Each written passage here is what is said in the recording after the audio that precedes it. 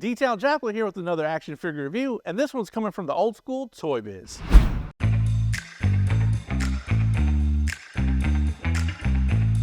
We actually have the Incredible Hulk WarHulk, and this particular figure actually comes with some battle action armor, and it's also removable. So we're looking at the front of the box, and you can see that Hulk's just there hanging out. The back of the box, you can actually see some of the other figures in this wave. It's going to consist of the Gamma Punch Hulk, which actually comes with David Banner and Hulk, which is pretty cool.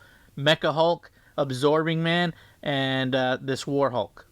Okay, now there's World War Hulk, and this is WarHulk. Now, don't confuse this for World War Hulk.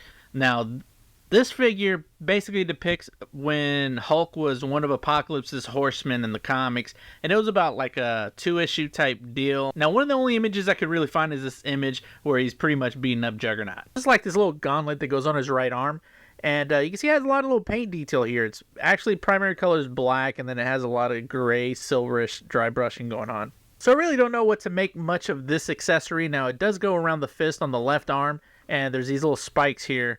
As you can see, I guess it's for punching, but I don't know what to make of this tentacle here. Now, you see a lot of the paint detail here. Now, on these little spikes here, those are like a goldish color with a little bit of red.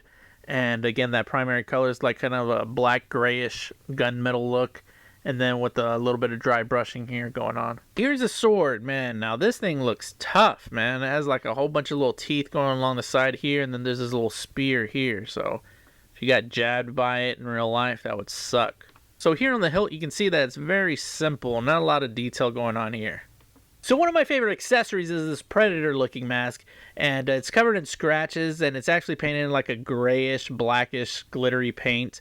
And again, like, you can see all this little battle damage going throughout the helmet. And yeah, you can see the eyes are painted in white. Here we have Hulk wielding all his accessories. Looking at Hulk's face, you can see that he kind of has like a little bit of a, like an underbite thing going on here, like that Psycho Cop look.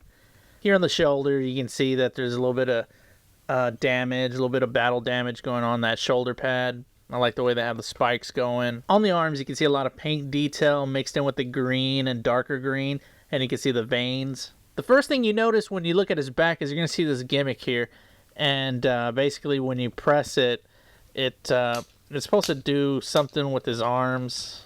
I don't think I'm doing it right, but see, something like that. I really don't care for that, but I guess some kind of like smashing action. His pants are dark gray. It's kind of hard to tell. It kind of looks black here in the camera, but they're kind of a gunmetal-y gray in a way. And here's a look at his Hulk feet. It almost looks like he was running through mud or something like that. You see a lot of brown paint going on. Also, you see a little bit of veins and a lot more little toe wrinkles here, and the actual toenails, they look kind of busted up. So one cool thing about this figure is you can actually strip all the armor off of him and go for that classic Hulk look. So as far as head articulation goes, his head does turn all the way around. He can look down, he can look up. And I do like the amount of height you get when you look up, because a lot of times the Hulk figures won't look up that far up. So that's down and this is up. That's pretty dope.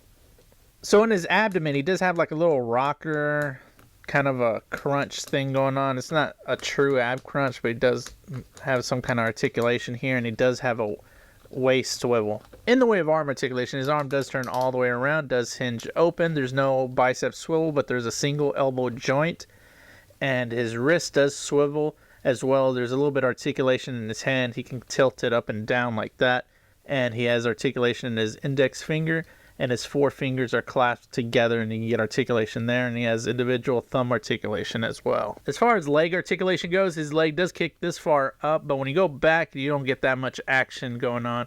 Surprisingly, he can do the splits. He has an upper thigh swivel here. He has a single jointed knee. He has ankle articulation here. He has an ankle rocker and toe articulation. And there's no peg holes at the bottom of his feet. So at the end of the day, I do gotta say this figure is pretty cool, given the little history that it has. But I mean, for me, I really honestly gotta say it's not for me. It's definitely a figure that I wouldn't go out and seek just so I could have it. I mean, if it was just if the situation was right and it presented itself, or I could get a good deal on it, I'd probably take it. But honestly, it's something I'd probably pass on otherwise. So that about wraps it up for this action figure review. Again, if you like what I do and you want to support my channel, go ahead and like, share, and subscribe. And on my TikTok, like, share, follow, comment, do all of that. D-Town Jackal out.